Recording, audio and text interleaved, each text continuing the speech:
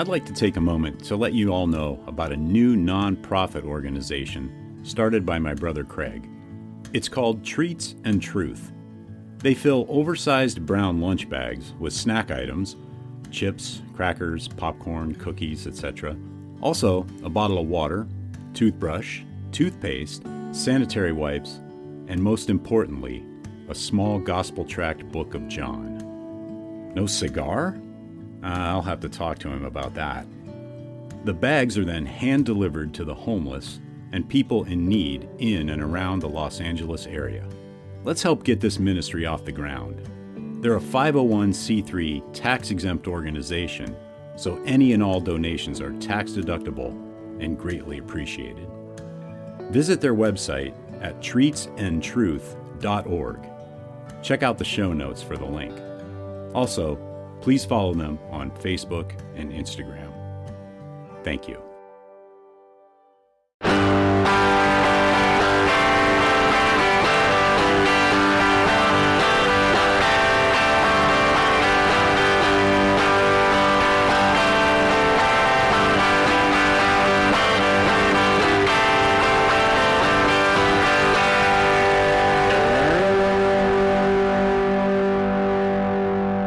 Welcome to episode 90 of the Burning Bush podcast, where we share the message of the Bible while enjoying a good cigar.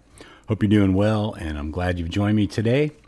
This week, we continue reading through Dr. Justin Bass's book, The Bedrock of Christianity, the unalterable facts of Jesus' death and resurrection, and I'm smoking the La Palina El Diario Rosado Toro 6x50.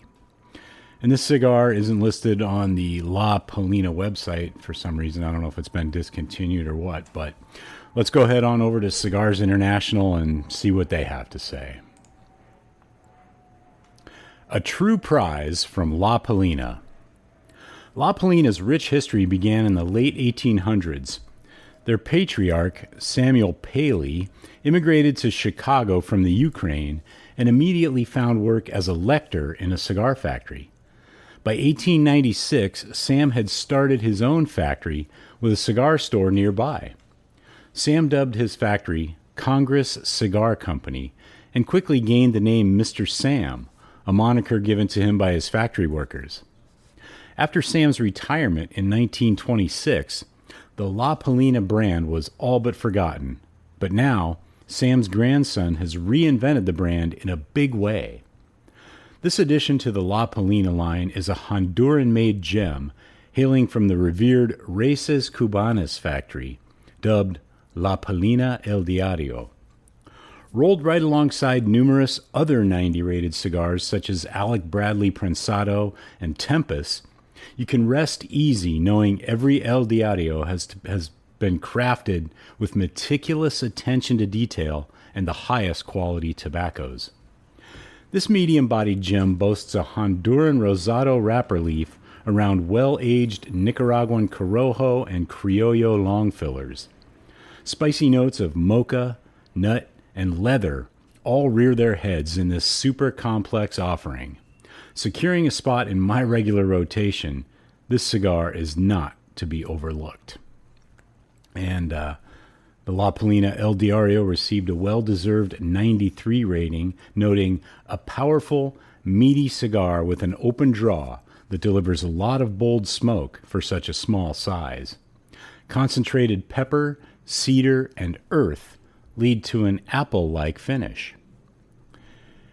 And the profile is full. It's full strength. Wrapper is Honduran.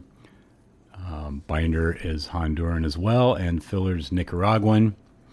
And the vitolas are Robusto 5x52, Toro 6x50, Churchill 7x50, Gordo 6x58.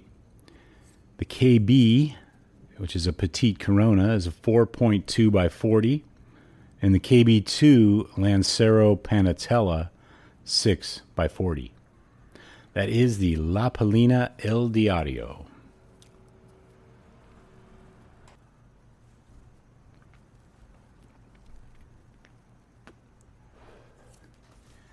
So let's go ahead and get back into this week's reading of Dr. Justin Bass's book, The Bedrock of Christianity. The title of this week's section is Skeptical Men and Women. The reason Paul's conversion is so powerful and resonates with so many is that he started out as an enemy of Jesus. When we survey conversions to Christianity over the past 2,000 years, we find many Pauls, many enemies and skeptics becoming followers of Jesus. For example, A.N. Wilson, a journalist and intellectual atheist, converted to Christianity in the 2000s. The resurrection of Jesus was a key element in his conversion. He wrote, "The resurrection, which proclaims that matter and spirit are mysteriously conjoined, is the ultimate key to who we are. It confronts us with an extraordinary, haunting story." J.S. Bach believed the story and set it to music. Most of the greatest writers and thinkers of the past 1,500 years have believed it. But an even stronger argument is the way that Christian faith transforms individual lives. In his lecture on fairy stories, Tolkien noted, "There is no tale ever told that men would rather find was true, and none which so many skeptical men have accepted as true on its own merits." Many skeptical men and women have been convinced that Jesus rose from the dead and is Lord of the world, and the cumulative influence of these individual stories has shaped the world. It is beyond the scope of this book, or any book, to survey all the people throughout the past 2,000 years who have been transformed by the risen Jesus. But if I had the time, I would begin with Justin Martyr, Dialogue with Trypho 8, and Augustine of Hippo, Confessions 8.12.29, of the first millennium, and finish with C.S. Lewis and biologist Frank Collins at the end of the second millennium, walking through century after century, reading the profound testimonies of famous intellectuals who had an experience with the risen Christ. I could even survey some of the thousands of converted Muslims throughout Africa and the Middle East who have in the 21st century claimed to have had dreams or visions of the risen Jesus. Some I have met myself and questioned.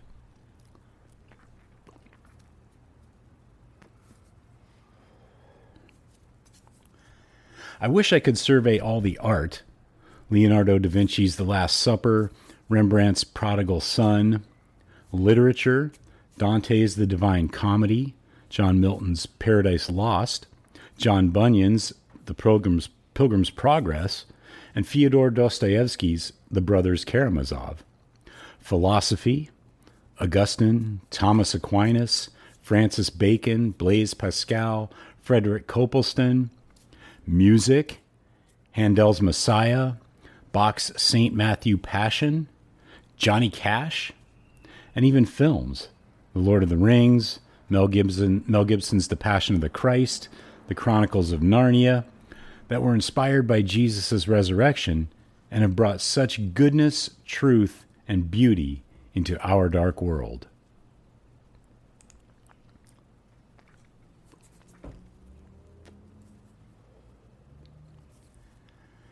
I wish I could further survey all the testimonies just in our own day of people claiming the power of the risen Jesus freeing them from sexual addictions, alcohol and drug abuse, occult activity, and depression and suicidal thoughts. For another example of an enemy, Sadhu Sundar Singh, 1889 to 1929, grew up Hindu and even physically attacked Christians. Later, he had a plan to kill himself, but then he had a vision of Jesus, and it transformed his life. He became one of the most inspiring missionaries of church history.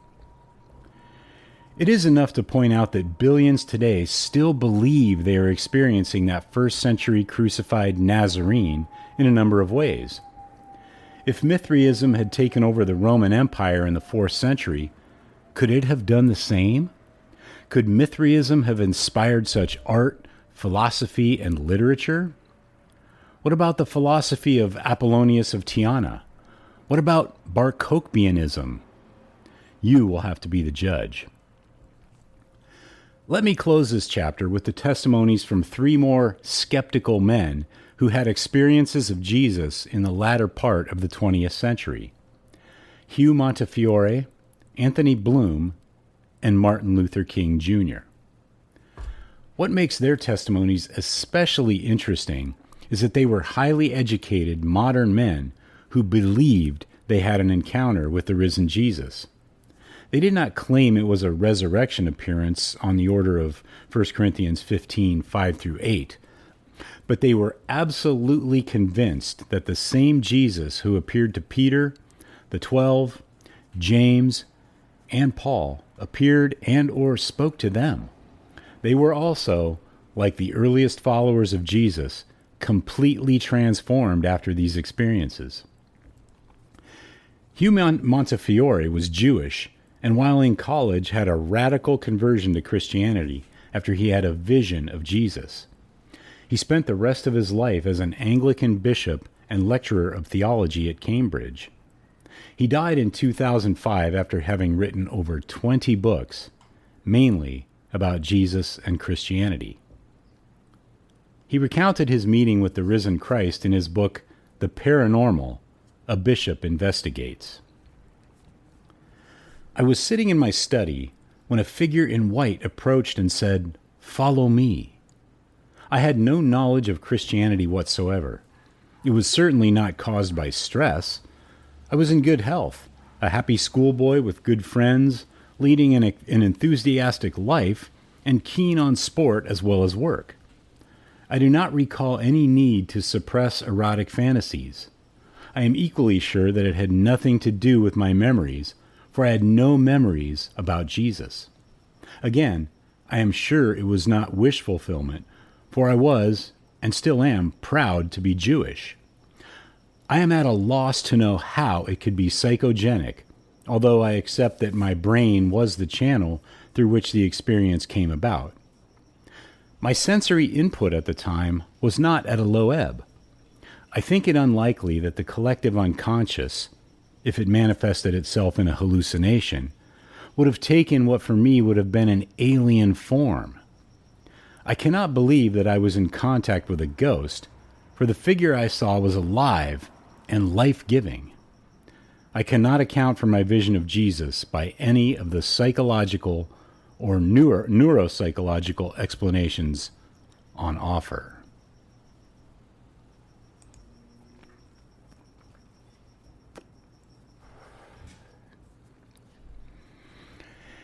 Anthony Bloom, also known as Metropolitan Anthony of Soros, was a famous monk and bishop of the Russian Orthodox Church. Before his service to the church, he studied at the University of Paris and was part of the French resistance against the Nazis during World War II. He died in 2003 after over 40 years of serving the Lord as an Orthodox bishop. Bloom believes the risen Christ appeared to him as a teenager. He recounts his experience with the risen Christ this way. I do not know how to tell you of what happened.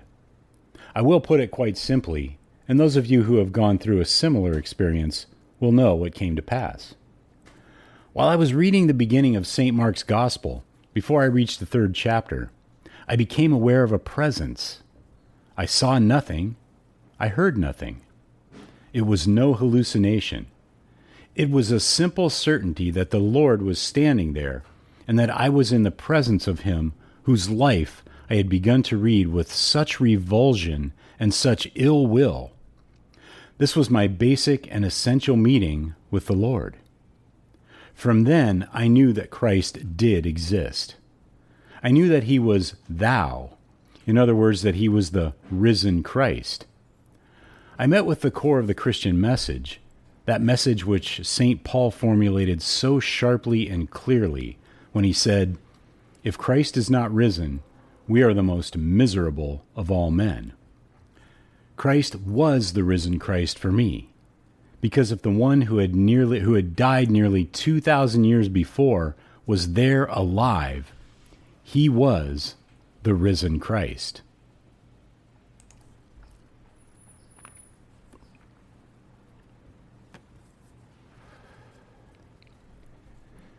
I think for most, at least in America, Martin Luther King Jr. needs no introduction. King was a Baptist minister who was the heroic leader of the civil rights movement in America, and he was assassinated in 1968. He did not claim to see the risen Christ the way Montefiore and Bloom did, but King believed he heard the voice of the risen Jesus at a most crucial time in his life. He tells the story in his autobiography. Late one night in January, in the early days of his work on civil rights, he received a phone call from someone who threatened his life and the life of his family. He could not sleep afterwards. He went into the kitchen and about midnight began to pray. Lord, I'm down here trying to do what's right. I think I'm right. I am here taking a stand for what I believe is right. But Lord, I must confess that I'm weak now. I'm faltering. I'm losing my courage. Now I am afraid. And I can't let the people see me like this, because if they see me weak and losing my courage, they will begin to get weak. The people are looking to me for leadership. And if I stand before them without strength and courage, they too will falter. I am at the end of my powers. I have nothing left. I have come to the point where I can't face it alone. It seemed as though I could hear the quiet assurance of an inner voice saying, Martin Luther, stand up for righteousness. Stand up for justice. Stand up for truth. And lo, I will be with you, even until the end of the world. I'll tell you, I've seen the lightning flash. I've heard the thunder roar. I've felt sin breakers dashing, trying to conquer my soul. But I heard the voice of Jesus saying still to fight on. He promised never to leave me alone. At that moment, I experienced the presence of the divine as I had never experienced him before. Almost at once, my fears began to go. My uncertainty disappeared. I was ready to face anything.